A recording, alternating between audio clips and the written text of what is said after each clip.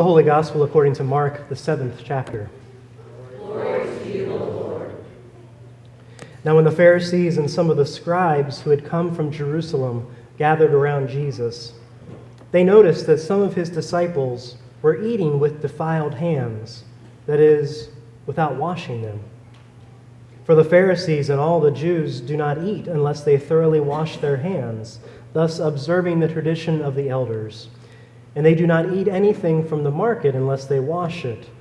And there are also many other traditions that they observe, the washing of cups, pots, and bronze kettles. So the Pharisees and the scribes asked Jesus, "Why do your disciples not live according to the tradition of the elders, but eat with defiled hands?"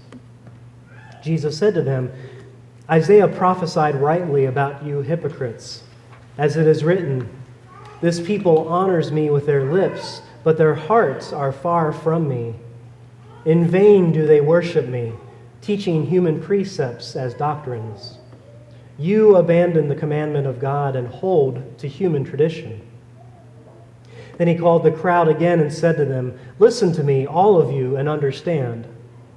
There is nothing outside a person that by going in can defile, but the things that come out are what defile.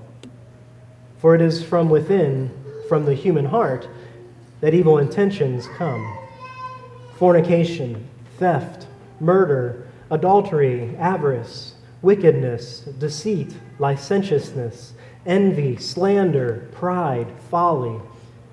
All these evil things come from within, and they defile a person." The Gospel of the Lord. Praise to you, O Christ.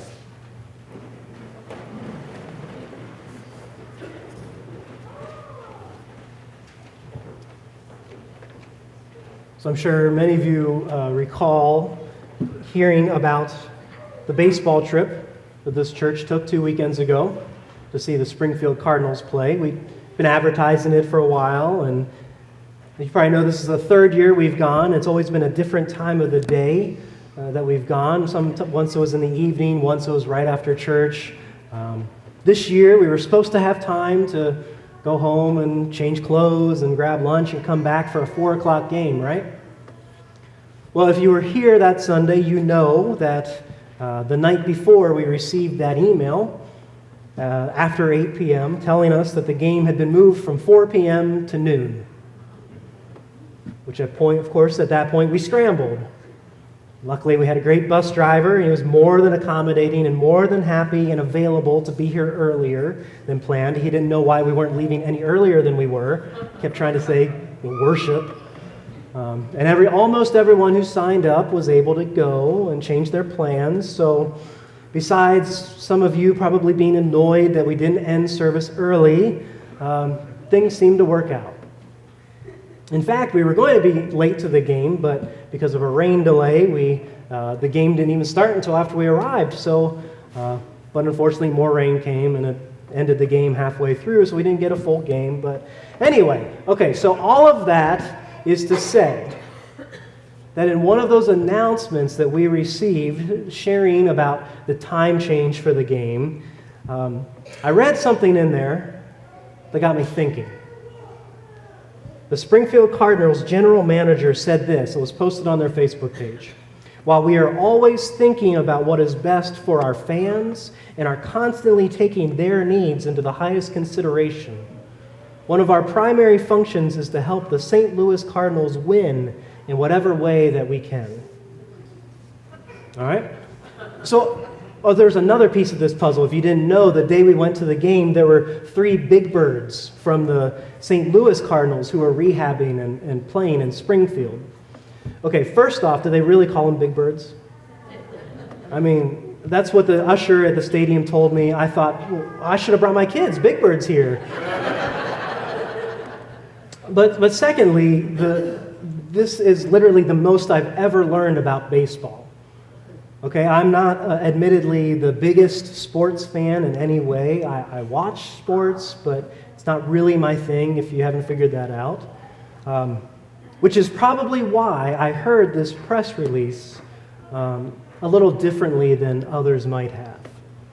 Again, while we were always thinking about what is best for our fans and constantly taking their needs into the highest consideration, one of our primary functions is to help the St. Louis Cardinals win in whatever way that we can. So Kim and I got to talking after that trip, and after the anxiety wore off of having to change the logistics of a trip for 30 people, we talked about that word win and how it really stuck out to us. Because there was nothing against the Cardinals, that's their thing.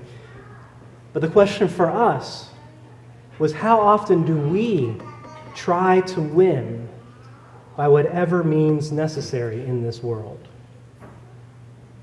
So again, I'm not talking about sports here. I know winning is one of the goals of sports. And winning is the goal of a number of other things. Game shows, for instance. It's called Minute to Win It for a reason. Probably not just because the producers thought Minute to Lose It wouldn't get a crowd. But there are things where winning is the point and the goal. But what about the times where winning is not the point?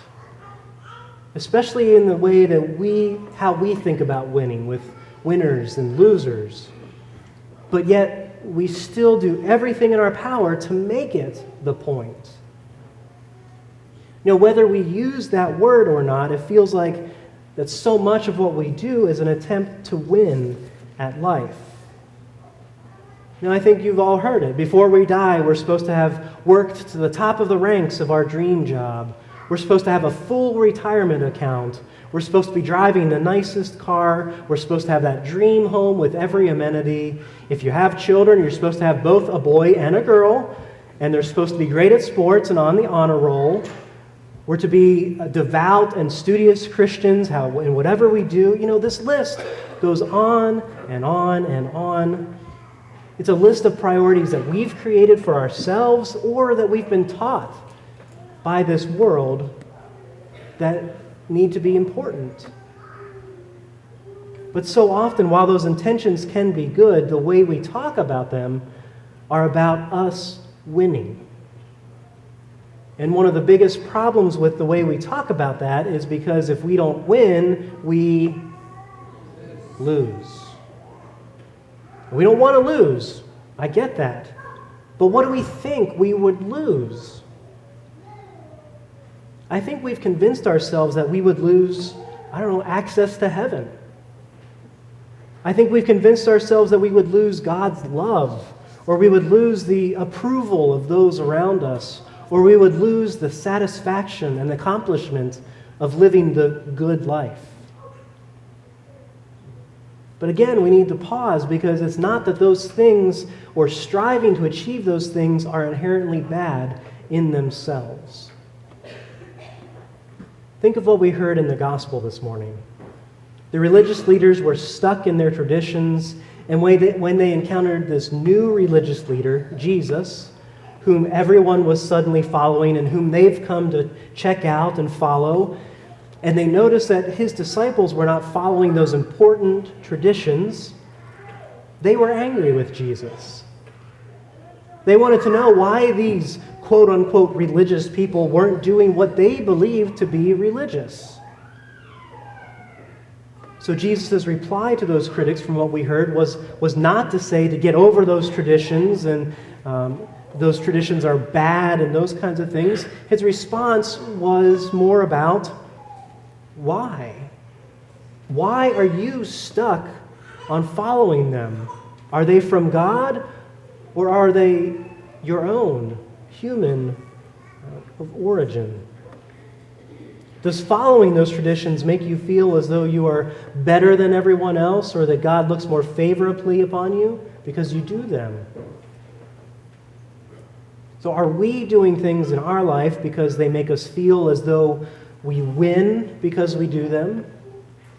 Or are we doing them because we want to honor God and honor our neighbor in all that we do? Does what we do come from our heart, or does it come from somewhere else?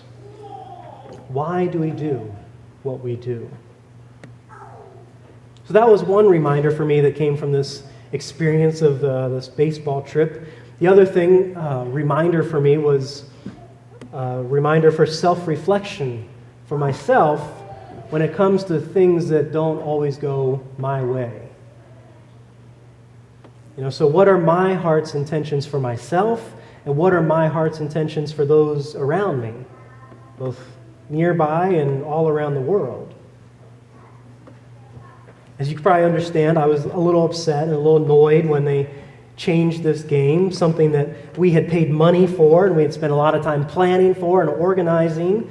And there was a good chance that we were going to miss much of this game. So it was in that moment that I just needed to stop and think and remember that it's not all about me. Kim tells me that all the time. And I think I'm just now getting to the point, maybe, where I might be starting to believe that a little bit. As Jesus said, it's the things that come out of a person that defile.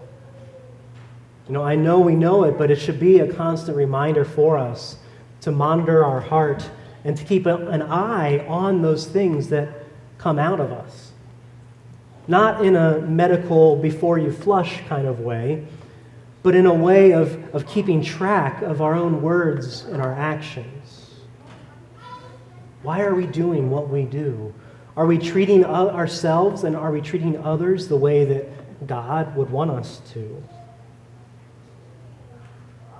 So this weekend, as we celebrate the gifts and the skills that God has given to us for work and for labor, and this week, as we celebrate the goodness of fellowship and community at our fair, may all that we do always be to the glory of God.